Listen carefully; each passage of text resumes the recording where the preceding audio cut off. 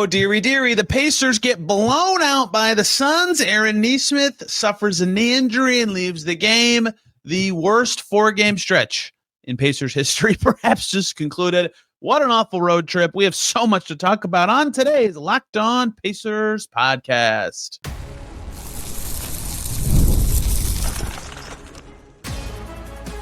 You are Locked On Pacers, your daily Indiana Pacers podcast, part of the Locked On Podcast Network, your team every day.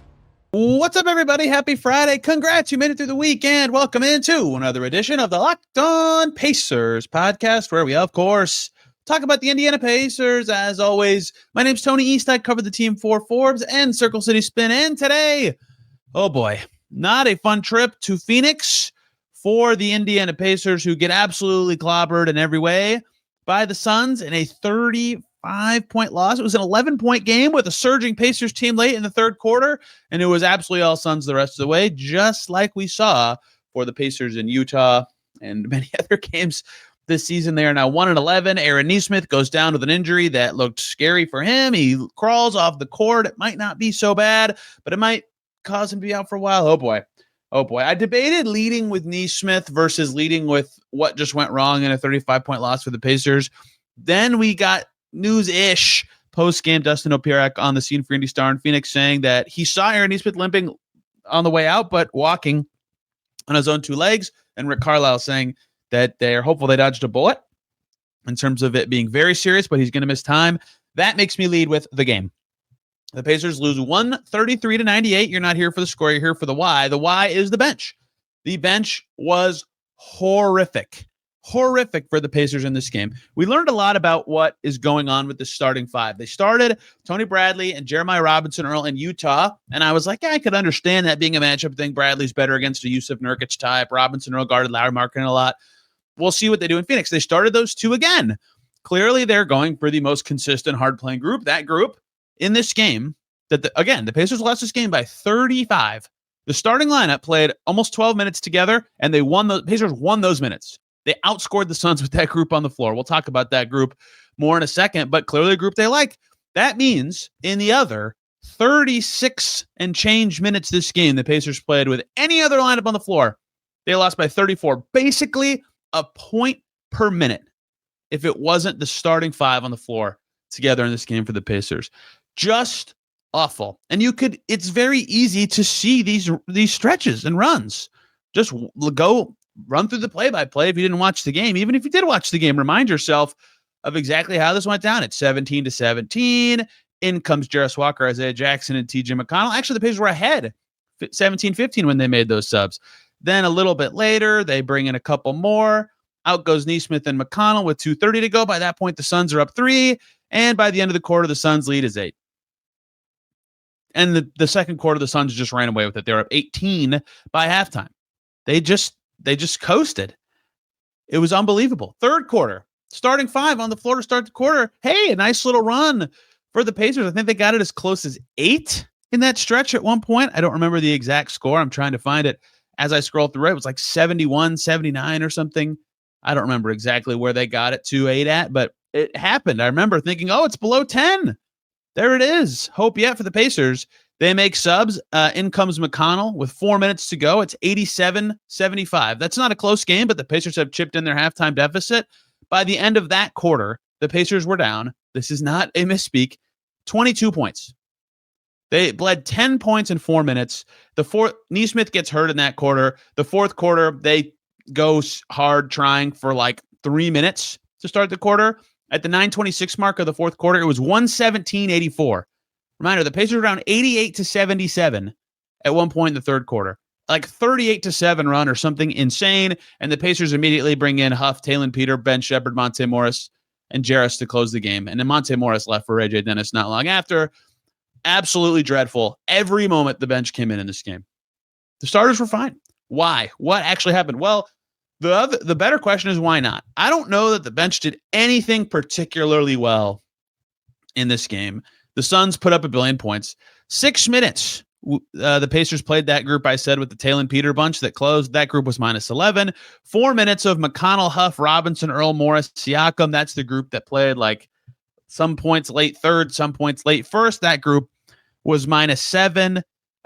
-5 was Nesmith, Robinson, Earl, Jackson, Walker, McConnell. That group was in late in the first quarter. -7 was McConnell, Walker, Nembhard, Bradley, Siakam. That's 2 point guard group with Jarris. Like combos that in theory work couldn't do anything. And it's for some groups, you can point to their offense. That group I just said played 6 possessions together across 2 minutes, didn't score a single time. Did not score a single time.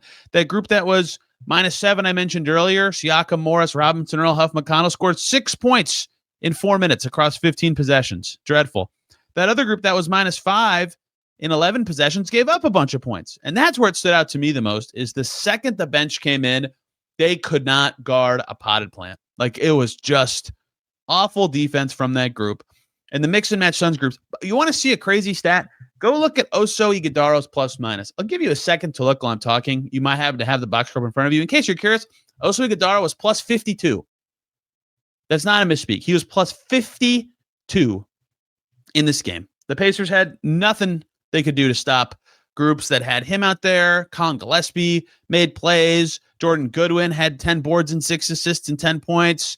They just mixed and matched very well. Grayson Allen was getting to the cup all the time against the second unit. Dylan Brooks couldn't miss. Devin Booker was fiery and going right at Isaiah Jackson. Like that, the bench could not stop the Suns. That's not like unfathomable to me. The Pacers defense just had a terrible night in Utah, right? Their defense at one point looked okay. They were like hanging around league average for 10 games. And they've had 2 or 9 games, whatever it is. Now they've had 2 just dreadful ones in a row. 3 consecutive halves of basketball, both of them in Utah, and the first half of this game in Phoenix, the Pacers gave up 70 points in a half. And the second half of this game was 63. That's still bad, but an improvement, I suppose. So that's part of it. They just couldn't guard anything. And the starters weren't like that great on defense, but at least better, or some moments of like, yeah, okay, that's good enough. That's forcing some stops, or that's disrupting the flow of the game. But the starters could score. Nembhard had 21 points, albeit efficiently. He got to the line a bunch. Tony Bradley made some shots. Siakam scored 19 points. He always does well against the Suns, it feels like. Robinson Earl made shots, was hitting the glass really hard. Like, they had some offensive success with the starters out there. That also was not a thing for the bench. Isaiah Jackson went 3 for 4. Thumbs up to him. He finished it around the basket pretty well. Honestly, I thought he played pretty fiery in this game despite being -27 in 16 minutes. Ben Shepherd, 2 for 7. Hey, 2 for 3 from deep, though. All right, turning a corner, 0 for 4 on his twos, 4 fouls, 6 rebounds. Just you got to make some shots. TJ McConnell, after it's only a second game, you can give all the caveats you want there, but you get graded on how you play. 15 minutes, 2 for 8. 2 assists, albeit it's hard to get assists when nobody can make anything. They lose his minutes by 30. He has 5 points on 8 shots. Jarris Walker, his confidence appears to be gone completely. Who knows where it is? He needs to find it. 0 for 10 in this game, 2 points on 10 shots. Only 1 turnover. That's better for him. 2 assists, 4 boards.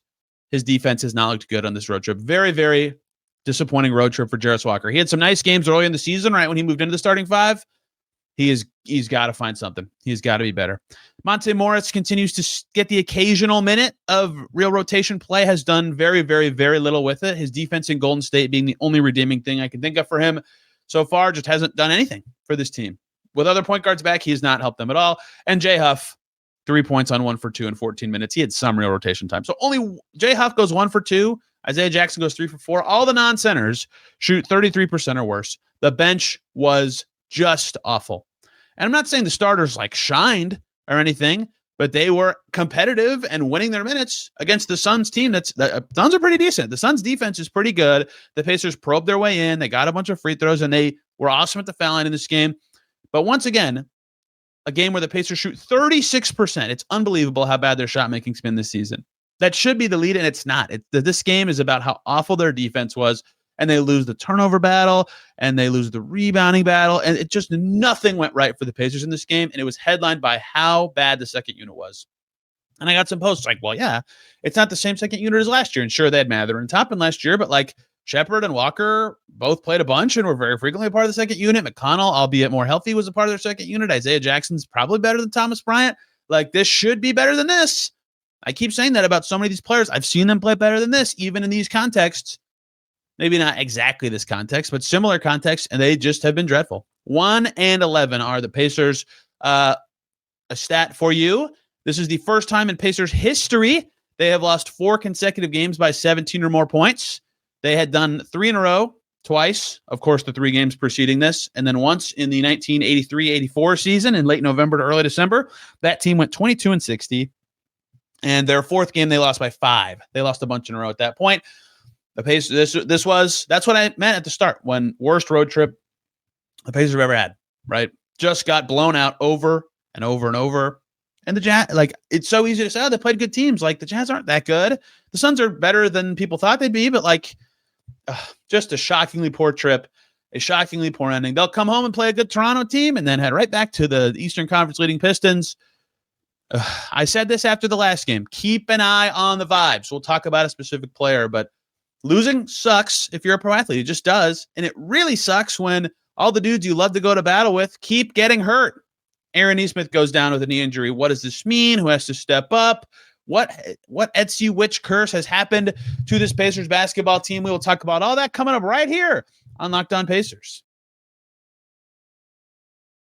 But first, everybody, need to tell you guys about 2 wonderful groups of people. First up, the good people at DripDrop. When I'm hydrated, everything just works better. My focus, my energy, my mood, even my skin. That's why I've been using DripDrop, a doctor-developed hydration that keeps me running at full power no matter what my day looks like. It's not your average sports drink. It delivers 3 times the electrolytes and half the sugar of leading brands using a science-backed formula trusted by medical professionals, firefighters, over 90% of top college and pro teams. It can be a part of your daily routine so easily. I have DripDrop.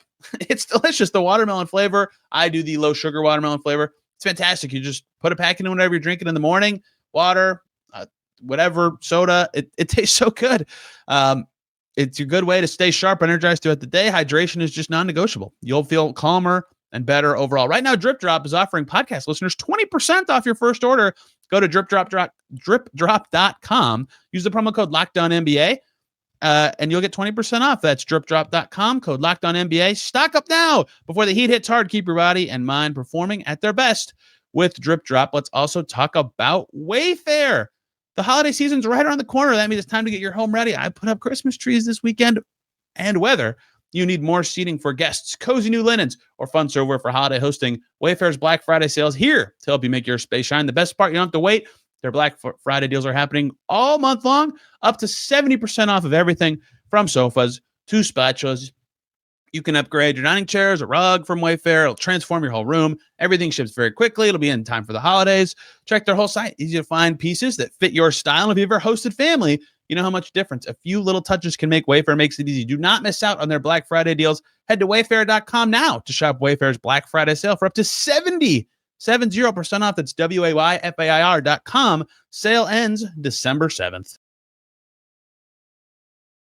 We are back here on Locked On Pacers. Thanks for making us your first listen today and every single day. Our second listen, Locked On Suns, of course. The Suns are actually playing pretty well. They just won a nice back-to-back. Their defense is legit. Ben Garcia, who was on this show yesterday, albeit for different reasons, can tell you much more about the Suns playing pretty well. They were fiery in this game. This game would have been awesome if it was close. Dylan Brooks chippiness with Siakam, and I forget who with TJ McConnell. You know how hard it is to get chippy with McConnell.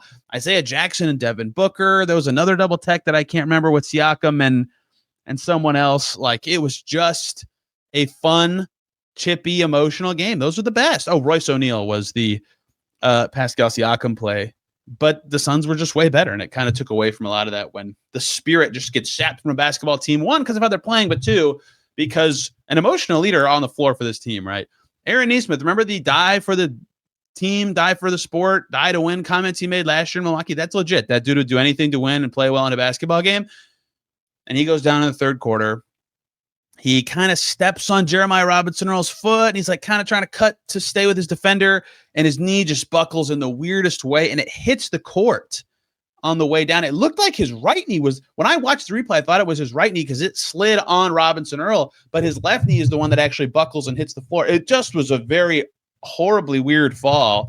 And this like sequence of weirdness made me just totally unaware of what this injury could even be, because at first it's like, well, it's non-contact. That's scary. But then it's like, well, I guess there was contact because his knee hit the court. And then he like crawls off to the side and he looks like he's pounding the floor, like the same way Tyrese pounded the floor.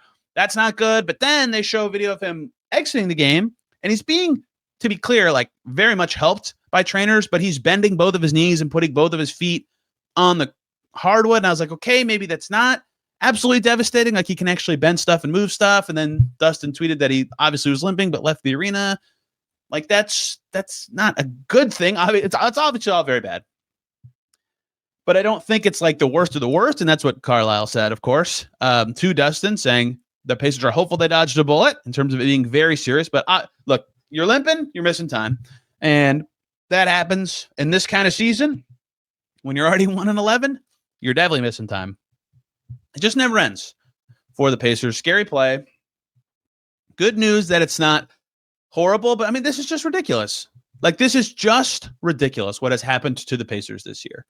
Because there's a point where it's like, what do you even pretend? Go back to the offseason and all this talk about gap year and how I was like, no, I hate that term because it's like everybody shut your eyes and skip the season. And my talk about the opposite take of gap year was like, they're going to learn about Nembhard at the 1 and what can Mathurin do in this different setting and more minutes for Furphy and maybe Cam Jones is something and Josh Walker can play more and they can figure out the centers and all this stuff. And like almost every player that would have been relevant to this, Obi Toppin, albeit is older, but is like, this is his 6th season. Like that's 7th, 6th, whatever. Like you can still get better at that age. Aaron Nesmith is 26, just turned 26. You can get better at that age. Like they're losing development too. It's just horrible. You can't, not only can they not win, the stuff they would want to learn in this context. Who can thrive playing a different style? How can they play without Haliburton and still do well? You need your best players on the floor to learn that stuff. You're not even getting that. So not only do I hate the term gap year, they don't even get the gap year benefits of like the stuff you can learn and information you can take into the following year with just how hurt they are. They've never, outside of like however long until McConnell got hurt in Minnesota in the preseason, however long into the game that was the second quarter, right? They'd been late in the first quarter. Like they've had no time to assess the rotation they thought they'd have. And like, yes, injuries happen to every team. This frequency is just nuts. It's just nuts. And I think only 2 or 3 of them have been muscle. Toppin was hamstring that I think hamstring was what Rick Carlisle said, but now it's actually toe. Quentin Jackson's hamstring, and of course McConnell's hamstring. Everything else is knee and ankle and toe and shoulder. It's just like what? Like what? It's maddening. So it's hard to learn about improvements for players you'd want to learn about improvements for. It's hard to evaluate stuff you don't know much about, like Jarris and Shepard and Cam and Furphy. And Nembhard at the 1. Okay, great. You can see him play, but like he's never going to play with these combinations. Some of these guys were on the team opening night. It might not be on the team at the end of the season. It just sucks for every reason to keep losing players. And I'm dancing around the most important point. Aaron Nesmith's good. Like if the Pacers had a prayer of being like, hey, the Bucks were 2-8 last year and they got the 5 seed, like we could figure it out and go on a run. The Pacers stunk to start last season. They went on a run and were the 4 seed. They're losing good players for that argument too. It just all sucks. I have no idea how long he's going to be out. I will not pretend to be a doctor. And I've already explained why it was such a weird play that I had no real feel for what it was. My hunch when I saw the way he left the court was that it wasn't the worst of the worst, but I don't know. It just didn't look good in any way. We'll see what this actually is. Without him, I would put Jarris back in the starting 5. And I know that sounds ridiculous because he has played terrible. I bet Jarris Walker, if he was holding this microphone and talking to you, he would tell you that he is playing terrible, right? It's super clear that that's happening. However, point 1 would be, I actually think him starting was better for him. He said that kind of on the halftime interview in Dallas when he was like, yeah, you open the game, you kind of can feel what's coming a little better. I need to go review the exact quote because I keep referencing that. But 2, okay, you're 1-11 and your whole team is hurt. Like, yeah, your goals have to change a little bit at this stage. And one of those things would be like, put Jarris in challenging situations, get him to grow. Court time is improvement time. Give him those situations, give him reps with those teammates, learn what he can do with Nembhard, learn what he can do with Siakam. Maybe he sinks instead of swimming, but you got to know. You really got to know, right? So I think I would start Jarris and Robinson, Earl, and Siakam. What did I just say? Imagine hearing less than a month ago, their season hadn't started. Imagine thinking that right then, that less than a month, then you'd hear somebody say with like a credible opinion, they should start Walker, not Robinson, Earl, and Siakam. Shepard's going to get a look. He started at various roles this season. that Rick Carlisle obviously likes what he does. He made some threes in this game, all right. But both of those guys truly need to both step up in his absence for the team to play better and step up for development reasons, right? So I guess opportunity for them. Maybe Mathurin will return soon. We'll learn a little bit about that actually by force in the next couple days, because Cody Martin, who was sick and couldn't even play in this game, a hardship player, out for injury. Ridiculous. Cody Martin couldn't play. His hardship expires by the end of this Friday that you're listening to this, or that this episode comes out. So Nesmith won't miss 3 games until the middle of next week. So the Pacers won't be eligible for a hardship until he does. So if the Pacers can re-sign a player on Saturday, that means Mathurin's going to be out for at least 2 more weeks, 10 more days, whatever. If they don't, that could suggest Mathurin is getting closer. So we'll learn more about that quickly, but they possibly via a quartet of Nesmith, Furphy, Top, and Haliburton, or who knows with Cam Jones, could have another hardship starting by the middle of next week. So we'll learn very quickly by force Mathurin's timeline. But those guys are going to be having to step up, or for either reason, learn about them for development or the team to actually play well. 12 games into the regular season, 7 in-game injuries for the Pacers. Andrew Nembhard against the Thunder, Ben Mathurin against Memphis, Obi Toppin against the Wolves, Jarris against the Warriors, but he came back in the game. Johnny Furphy and Quentin Jackson against the Bucks, and now Nesmith versus the Suns. It's just insane. If you want to add in 4 preseason games and 16 games, you can get to 11. DeLon Wright and TJ McConnell in Minnesota, and then Furphy and Quentin Jackson against OKC. Insane. If you know something of curses or something, did the Colts steal their powers? What actually is going on here? I have no idea. Let's empty the notebook. Not a lot of great stuff here, but some decent stuff. The starting 5 was at least interesting. Paint pressure from one guy, one good play from Jarris Walker. We'll get to all that to close out today's Locked On Pacers.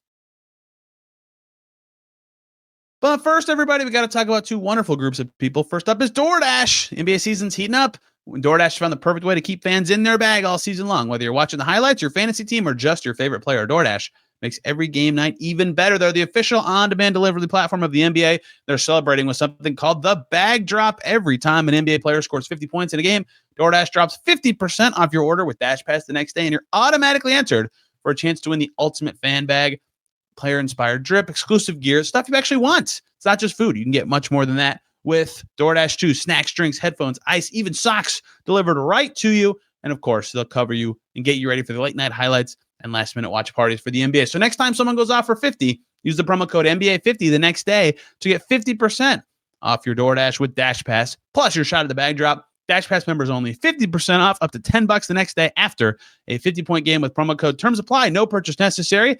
Ends April 13th. Open to U.S. residents 21 and older. Visit DoorDashInYourBag.com for full details. DoorDash in your bag all season long. So let's talk about FanDuel. The NBA season is here. There's no better way to get in on the action than with FanDuel, the official sports betting partner of the NBA. Even if you missed the start of the game, you just want to ride the hot hand. FanDuel has live bets on everything from who will score next to fourth quarter comebacks. Plus, you can even combine your live bets into a same game parlay for a shot at a bigger payout. It keeps every game more exciting, especially when your team's making that late push. So right now, FanDuel is giving new customers $300 in bonus bets when your first $5 bet wins. So head to FanDuel.com to sign up and play your game with FanDuel, the official sports betting partner of the NBA.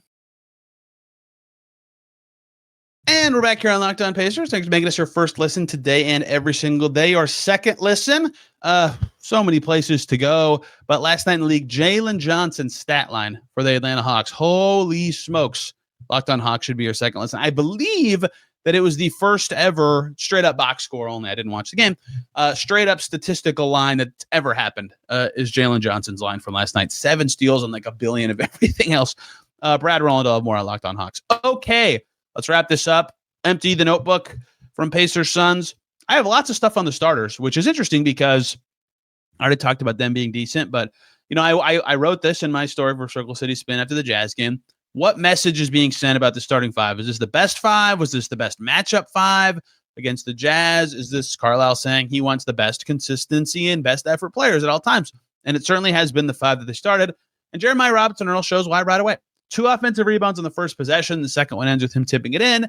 Then he gets the 3rd offensive rebound the next possession. The first 4 made shots for the Pacers in this game were Jeremiah Robinson-Earl and Tony Bradley. Granted, that was 4 of their combined 7 makes, but still, they both are rock solid. Robinson Earl, 7 boards. That leads the Pacers in this game. Tony Bradley reaches double digits with 5 makes. Like, they're making good arguments to start just on how they play. Tony Bradley's like initiating at the top of the key, like Miles Turner-y, not like driving to the basket, but getting the ball side to side. He made some passes out of the middle of the zone. He has some hilarious foul every game now where it's like half not his fault. He's just kind of playing good, and the starters can score at least. So I think they'll stick with this group if they can. And this group got to the line today. The Pacers have been just getting smoked in the free throw battle every night. Today it was 22 fouls for the Pacers, 24 for the Suns. So a high whistle game, but the Pacers took advantage. 7 foul shots for Siakam, 11 for Nembhard. They were going crazy getting the Pacers back into the game at the foul line in the second quarter. That's a big thing for this group too, is they've actually created some driving lanes despite not having much shooters on the floor. That push they made in the third quarter was proof of concept, right? Jenny Busick said at halftime on the broadcast, our process is actually good. We're just getting killed by long 2 jumpers and some little things. Well, that ended up being the whole game, but like, I get why she said that. Their starters actually were doing good things and found ways to get it done. Dylan Brooks was getting into it with everybody, and I think early in the game, it helped Siakam be like really into the game. And then Siakam just looked miserable at times. I mean, I felt this way a lot this season. Like he is a rare star for this reason. Most star players are 2 stint per half players. They'll play the first, you name it, 8, 9, 10 minutes of the first quarter, and then the last 6, 7, 8 minutes of the second quarter, and then double that in the second half, pending how close the game is. Right. Siakam goes 5 or 6 minutes, comes out, comes back in 3 minutes later, plays the next 6 minutes, comes out, then comes in to close the half. 3 stints are weird, but you can like go harder, but you get less rest.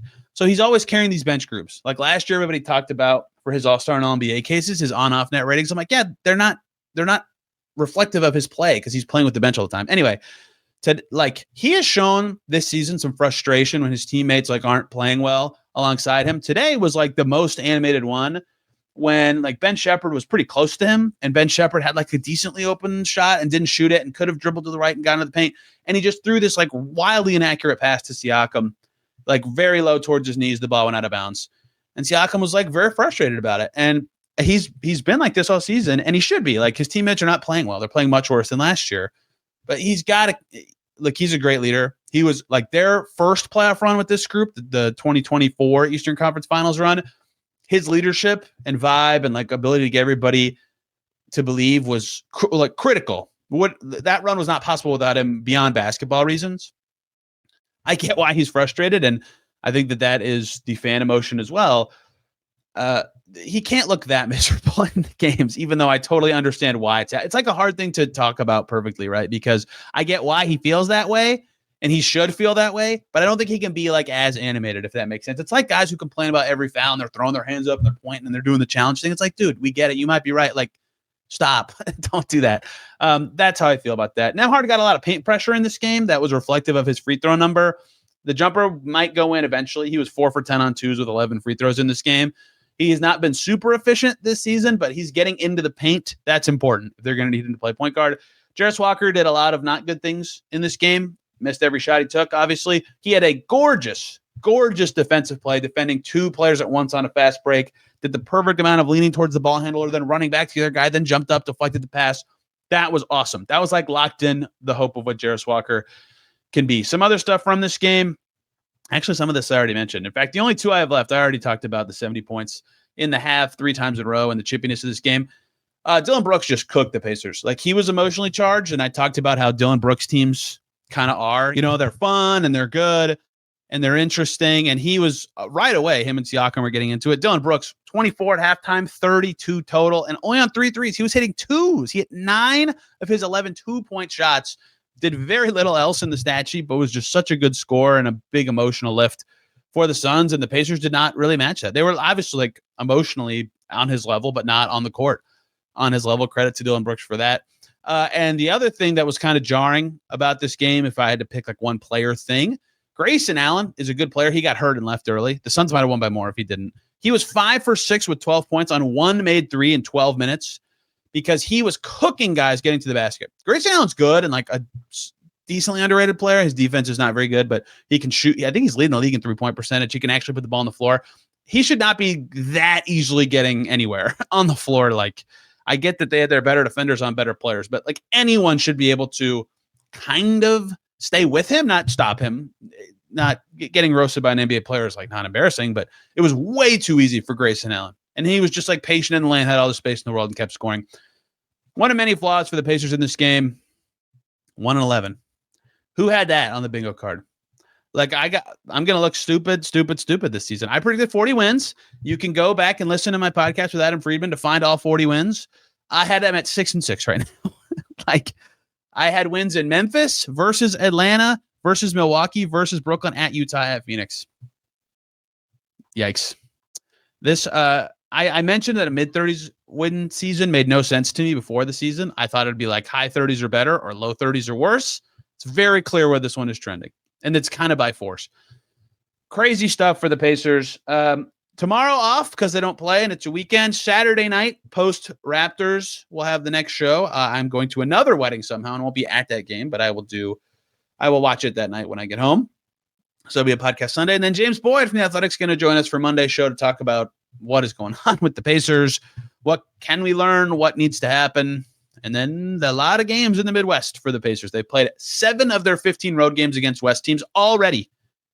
Crazy scheduling. A lot of injuries. 1-11. Whew. Okay. Back Saturday talking more Pacers. You can find me on social media at Tony R. East and this podcast at Locked On Pacers. Thank you all so much for listening. Have a wonderful day, wonderful weekend, whatever the next time I'll see you is. We'll see you very soon.